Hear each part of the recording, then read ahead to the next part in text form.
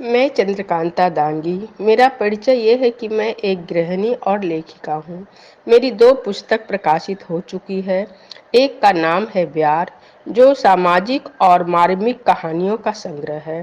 दूसरा पुस्तक का नाम है पसना से कॉमरेड तक। मेरी ये पुस्तक पश्चिम बंगाल की राजनीतिक से त्रस्त लोगों की कहानी है। इसके अलावा भी मैं आप लोगों के साथ जुड़ना चाहती हूँ, सुनाना चाहती हूँ कुछ ऐसी घटनाएं, कुछ ऐसी परंपराएं और कुछ ऐसे दृश्य जो हमारी आत्मा को झकझोर देती है। मेरी पहली संस्मरण है कराहती लाश, जो ऐसा दृश्य है जिसे देखकर हमारी रूह कांप जाती है। पर ऐसी घटनाएं अक्सर होती रहती है और हम देखते रह जाते हैं, करते कुछ भी नहीं। उस वक्त कड़ाके की सर्दी पड़ रही थी। मैं कोई 11 बजे रात्रि को आसनसोल स्टेशन पर खड़ी कालका मेल ट्रेन का इंतजार कर रही थी।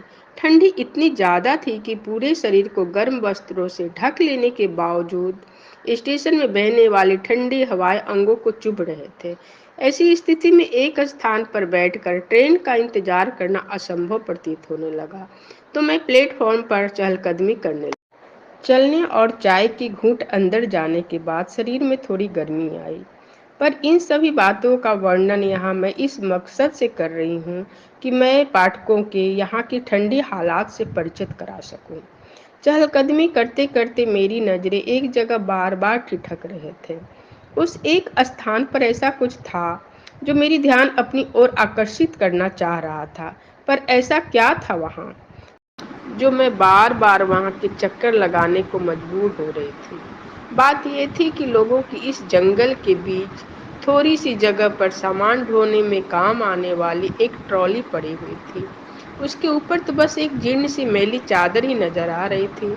पर वे रहस्यमय इसलिए था क्योंकि मैं जब भी वहां से गुजरती, उस मैली चादर से निकलती मध्यम सी दर्द भरी कराह मेरी कानों में गूंज उठती। फिर भी मैं उस आवाज़ को न्याय नहीं कर पा रही थी कि दिल को बेचैन कर देने वाली एक करुण कांदना क्या वहीं से आ रही थी, या यह कोई भ्रम था, या वास्तव में वहाँ ऐसी कोई कराह गूंज रही थी। फिर भी मेरी तरह वहाँ बहुत लोग थे, तो क्या वे लोग इस बेचैन आवाज़ से अनभिज्ञ थे? अब मैं पागलों की तरह वहाँ के चक्कर काटने लगी और हर बार उस विशेष स्थान से वही दर्द भरी मध्यम कराह कानों में गूंज उठते।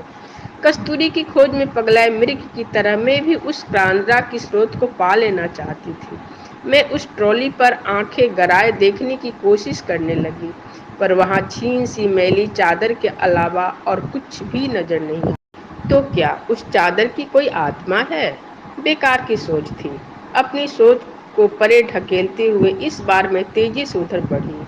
हो न हो उस पर कोई तो है जो दर्द से बेचैन है और बार बार कोई मदद चाह रहा है। मैं चादर उठाकर देखना चाहती थी कि तभी कुछ सफाई कर्मचारी आए और ट्रॉली को खींचते हुए एक, तब मैं अपनी स्थान पर खड़ी हो उन्हें जाते देखती रही। पर ये क्या, थोड़ी दूर पर एक खंभे के पीछे उन लोगों ने ट्रॉली को पलट दिया।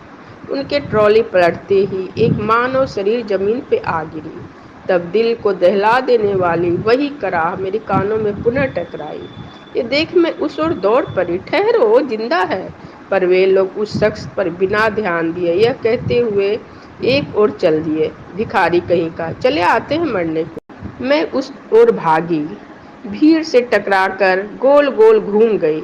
उन सबों से उलझती पुलझती मैं शीघ्र ही उसके पास पहुंच गई। देखा आकाश की ओर ताकता, चित पड़ा उस शख्स को। उसने दोनों हाथ छाती से चिपके हुए थे। उसको ढकने वाली मैला आवरण उड़कर दूर पर आ दिखा। मैं शीघ्रता से उसे छूने लगी, पर अब वो शांत हो चुका था।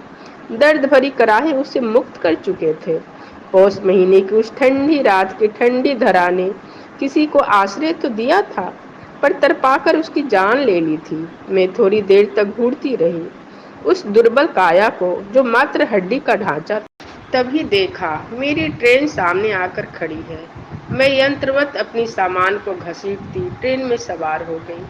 थोड़ी देर बाद जब मैं वातानुकूलित बोगी के आरामदेह बिस्तर पर लेटी, तब मेरी आंखों में उसका कंकाल शरीर और मन में बेतहाशा दर्द की व्यथा तैर रहे थे। थोड़ी सी देर में ही उसने मेरे साथ जन्मों के रिश्ते जोड़ लिए थे और मैं बार बार जैसे जैसे दोहरा रहा था, हाँ तुमने तो मेरी करार सुनी थी, क्या तुम मुझे इंसाफ दिला पाओगी, कटघरे में आओगी गवाही देने। पर मैं अपनी आत्मा को और उसे भी कोई उत्तर नहीं दे सकी, क्योंकि मैं निरुत्तर थी।